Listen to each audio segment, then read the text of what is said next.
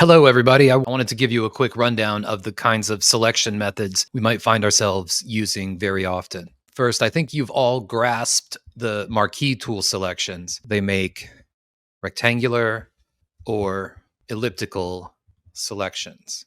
If I hold down the Shift key, I'll get a circle, and I can match it up with that rectangular one.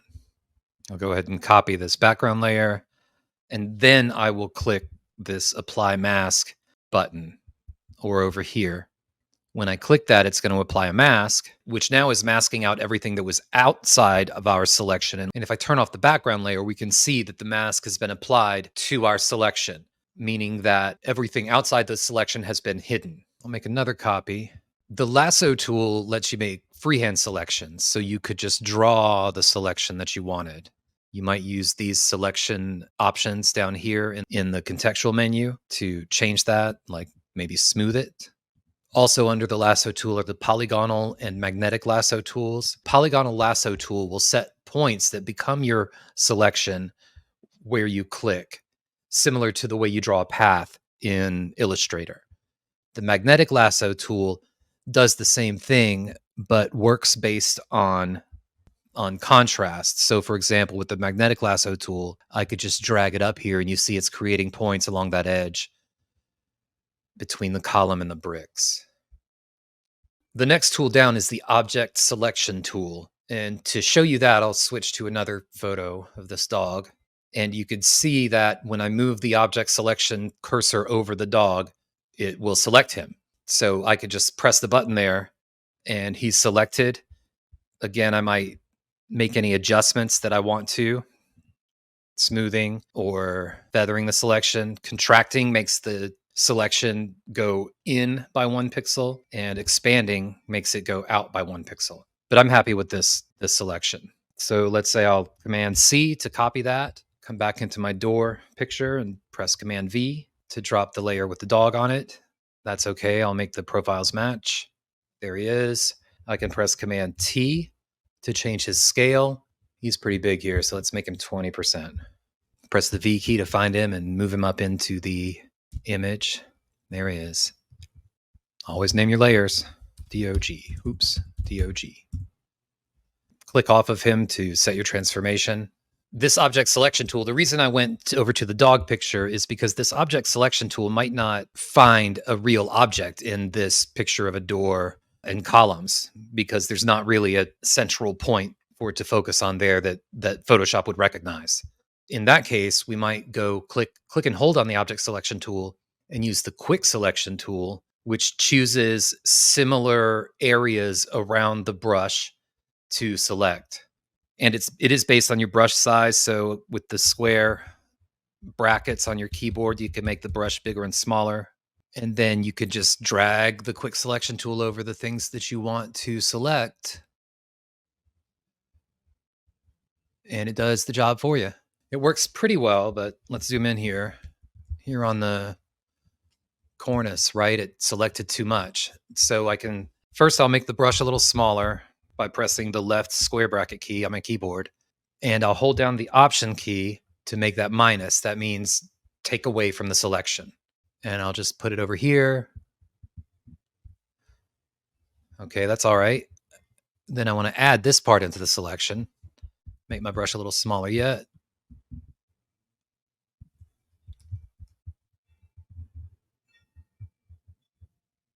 Oh, I want to take away this part from the selection too. So I'll put that here, maybe there. Then let's see if we can add some of the bricks back in. So I'm single clicking now to get less of it. Not perfect, but it's good enough to start your mask, right? Command 0 to go back to our big image. And now that I've used the quick select tool to select the bricks and kind of clean it up, I'll go ahead and delete this other mask that we have and apply the layer mask to the selection that I just made with the quick select tool. And if I turn off the background layer, we can see that we've masked out everything in the center here. This is the selection we just made with the quick mask tool. So that's not what I want. I want it inverted there. Now, again, we have this area that we had selected with the quick mask. We can clean up this selection by zooming in, Command++, for example, right here. It's hard to see sometimes against this background, so you can press the pipe key or the backslash key up in the upper right-hand side of your keyboard to turn on quick mask. What that does, it turns this background pink so you can see what you're doing with the selection tool. And the way that you can edit the mask is by clicking on the brush tool, setting your brush size. I'll make this one a little smaller. Press Control to see my options. Very soft, 0 hardness, 40 pixels wide. And kind of paint white on any part of the image that you want to reveal. So you can manually clean up your selections this way. And then paint black, which you will see in the quick mask as pink, on any part you want to conceal. I'm not going to go all the way through and clean this up, but I think you get the point. Paint black or white to edit your mask. Make sure it's on the mask thumbnail itself. While we're at it, let's go ahead and mask out the door too. So again, right, the elliptical marquee tool, come up inside of it, move it right there. Then I'll press on that and hold it to get the rectangular marquee tool. Hold down my Shift key and connect it to the circle. Whoa, let's go too much. All right. We can go ahead and apply that to our mask by pressing Delete because we are on the mask thumbnail. Right, so we deleted part of that mask. I'll press Command 0 to go back to the image and the pipe key again in the upper right to turn off the quick mask, and Command D to remove the marching ants. And now we've cut all of those things out. There's another option in Photoshop that allows you to automatically select the sky. We looked at subject. You can also select the sky. So I'll click select sky here, and it does that. It works pretty well in almost every setting. So for our purposes here, I'll press Command C, having selected the sky, go back to my original image and press Command V to paste in my sky layer. Call that sky. And so that's nice, but I actually want it behind the columns. There we go. Back on the columns layer, I want to take out the rest of these bricks too. Here, I might use the magic wand tool that when you click, it selects all of the colors around within a range set up here under tolerance. Let's click here to see what it will select. Almost everything.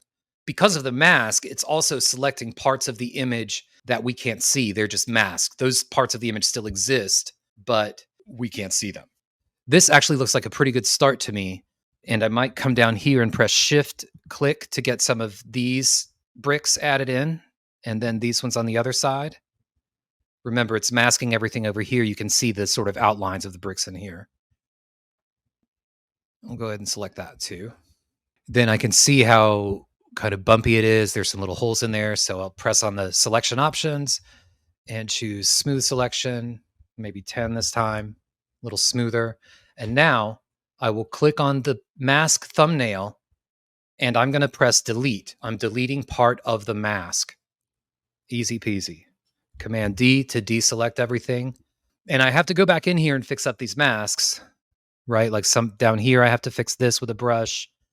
Some of the edges, maybe paint this either back in or out. But I think you get the idea. Let's see what the dog looks like between the layers.